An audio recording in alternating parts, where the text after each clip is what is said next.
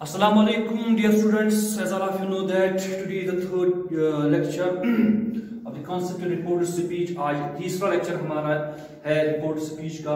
और पहले दो लेक्चर में हमने माशाल्लाह मैंने थोड़ा अपनी तरफ से कोशिश की कि आपको सही से समझ आ जाए। ठीक है डियर स्टूडेंट्स।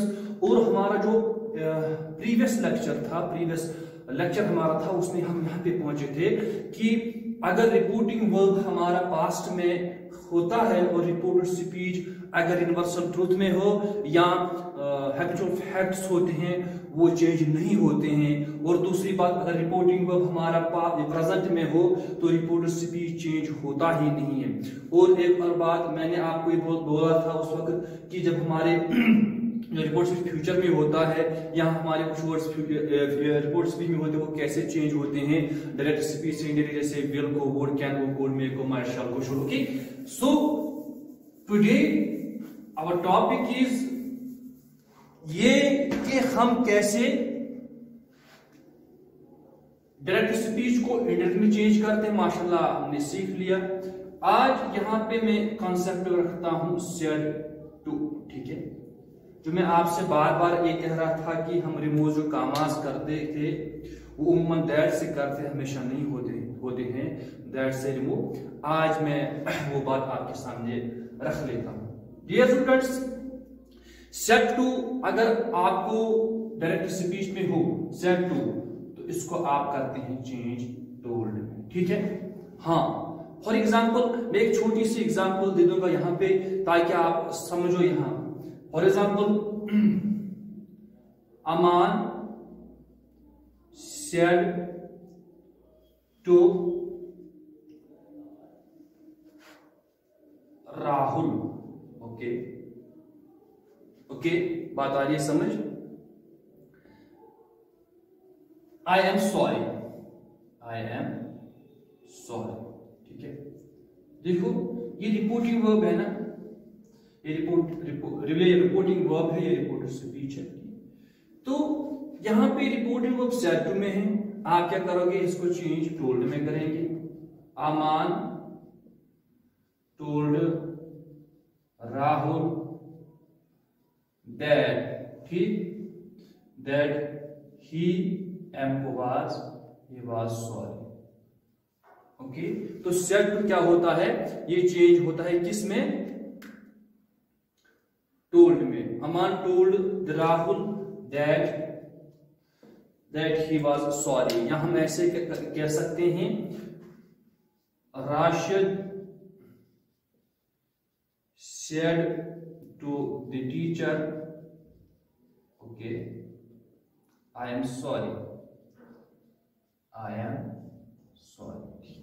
इसको आप चेंज कर सकते हैं ऐसे, राशिद सेड चेंज हो जाएगा टोल्ड में। ठीक है, Rashid told the teacher that he was sorry. Okay, तो यहां पे सेड टू चेंज हो गया टोल्ड में। नाउ अब हम कुछ इससे भी इंपॉर्टेंट बात करेंगे यहां पे, वो ये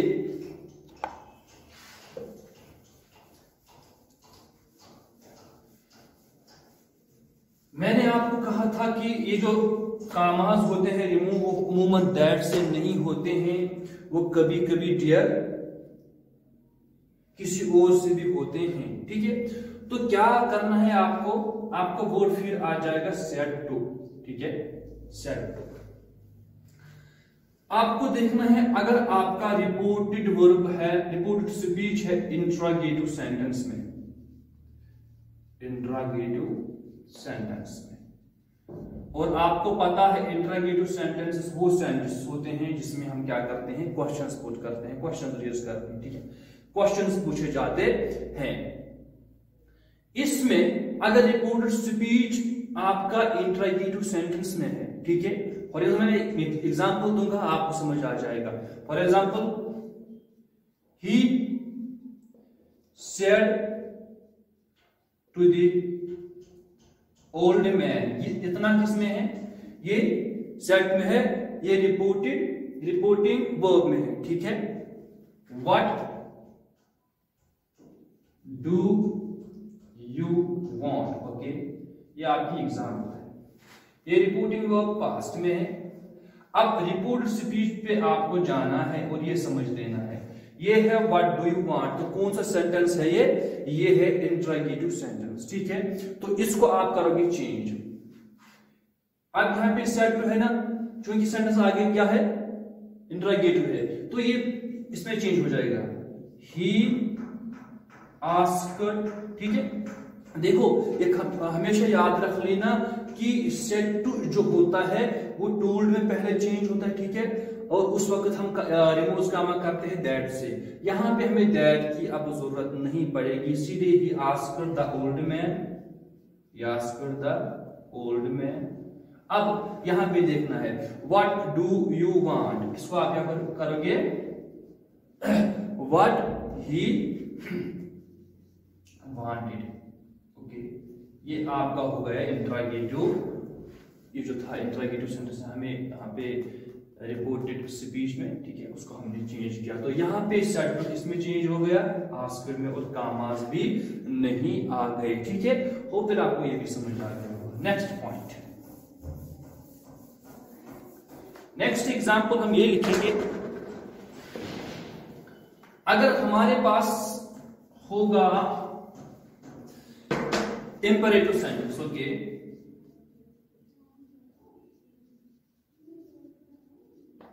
इंपेरेटिव सेंटेंस होगा, ठीक है, ये पूरा समझ लेना। चूंकि इंपेरेटिव सेंटेंस किसको कहते हैं, जिसमें कमांड हो, जिसमें सजेशन हो, जिसमें रिक्वेस्ट भी होती है, जिसमें कोई हम कहेंगे इसको कमांड भी होती है, ऑर्डर भी होता है, ठीक है। तो ये इंपेरेटिव सेंटेंस होता है। मैं एग्जांपल दूंगा ताकि आपको समझ आ जाए। I said to my teacher, I said to my teacher, okay,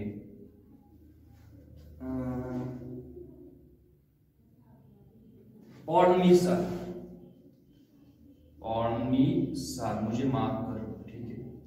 अब यहां पे आप ये समझ लीजिए, ये हमारा है रिपोर्टिंग वर्ब, लेकिन ये किस में है, आपको नहीं लग रहा है कि हम रिक्वेस्ट कर रहे हैं, इल्तिजा कर रहे हैं, तो यह है इंपेरेटिव सेंटेंस। और इंपेरेटिव सेंटेंस में क्या होता है, ऑर्डर भी होता है, उसमें रिक्वेस्ट भी होती है, उसमें मैंने पहले ही बोला कमांड भी, ऑर्डर भी, ठीक है। यहां पे क्या है, यहां पे आपको नहीं लगता ये रिक्वेस्ट हो रही है, तो क्या करेंगे, सेट टू को देखना है किस में चेंज हो जाएगा। ये रिक्वेस्ट है, आई रिक्वेस्टेड माय टीचर, ठीक है, आई रिक्वेस्टेड माय टीचर, ठीक है। या इस पे ये भी लगा सकता हूं बेग्ड भी, मैं आपके सामने रखूंगा। आई बेग्ड, मैं मांग रहा हूं अपने टीचर से, क्या, टू पार्डन मी, ठीक है। यहां आप ये भी कर सकते हैं, बेग्ड, यहां पे आप रेस्पेक्टफुली भी लिख सकते हैं, respectfully, I respectfully my teacher to pardon me. और बहुत से सेंटेंसेस में आ जाएंगे, यहाँ पे रिक्वेस्ट भी है, यहाँ बेग भी है, और कितना अच्छा हो जाएगा, I respectfully beg my teacher to pardon me. क्यों, क्योंकि टीचर के साथ बहुत ही तहजीब के साथ बात करनी चाहिए। तो यहाँ पे इंपेरेटिव सेंटेंस है, और आगे ऑर्डर भी आ जाएगा, आपको कमांड भी होगी, यहाँ कहीं पे कोई सजेशन भी होगी, ठीक है। कोई किसी सिचुएशन के बारे में किसी को एडवाइस करनी है, तो उस वक्त सेट टू एडवाइजर में हुआ चेंज, रिक्वेस्ट में होगा चेंज, या किसी को आप ऑर्डर कर रहे हो, ऑर्डर भी हो जाएगा, आप किसी को कमांड कर रहे हो, कमांडेड हो जाएगा, ठीक है। तो उधर आपको इंपेरेटिव सेंटेंस भी समझ आ गया होगा। और next one is exclamatory sentence, okay, exclamatory sentence. तो एक्सक्लेमेटरी सेंटेंस आपको पता है किसको कहते हैं।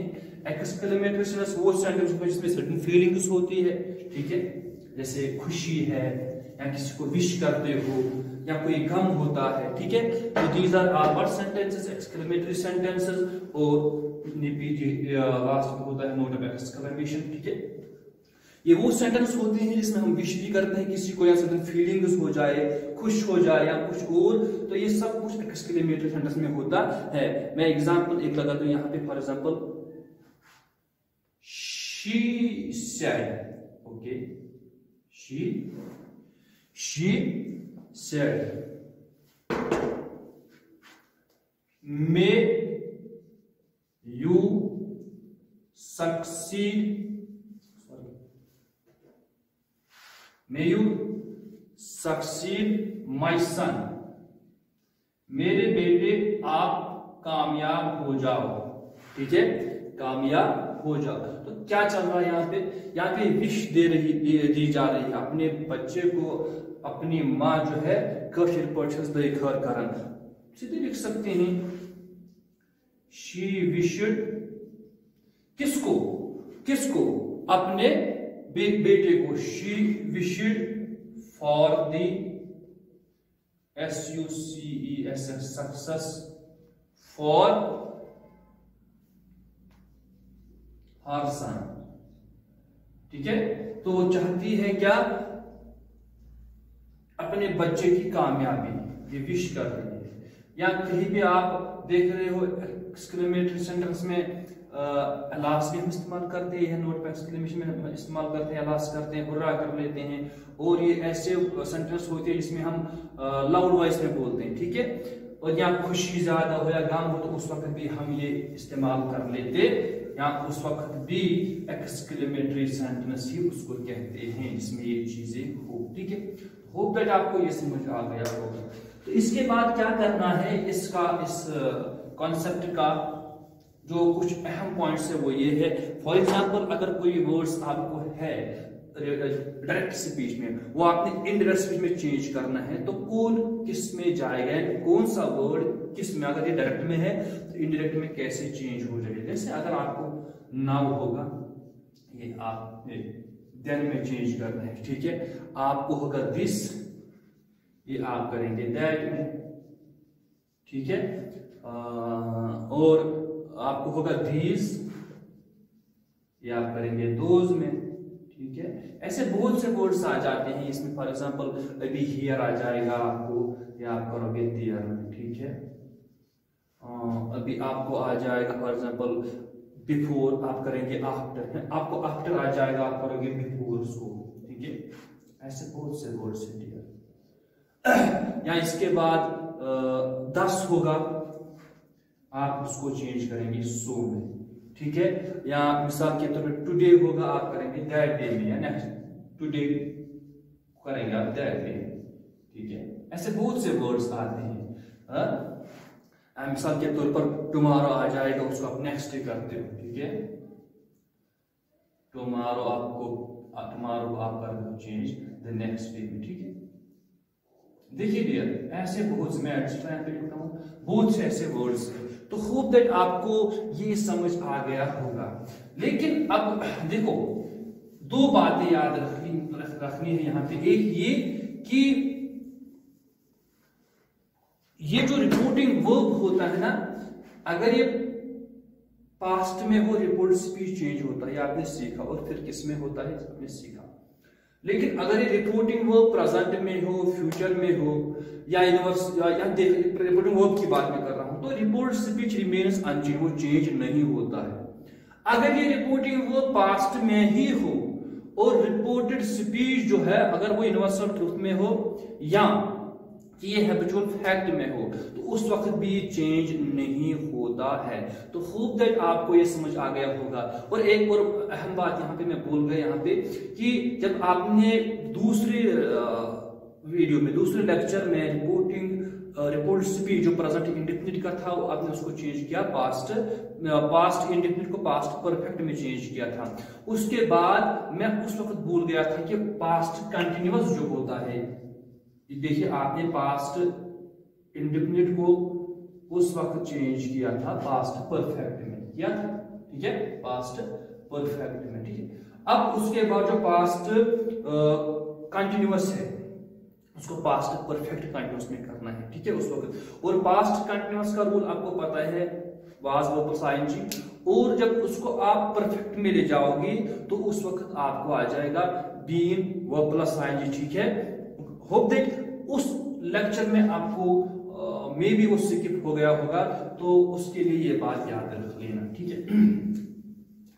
हाँ, उसके बाद अगर हमारा रिपोर्टिंग वर्ब जो होता है वो अगर हमारा है इसलिए प्रेजेंट में या वो हो फ्यूचर में, तो वो चेंज नहीं होता है, मैंने आपसे पहले ही बोला है।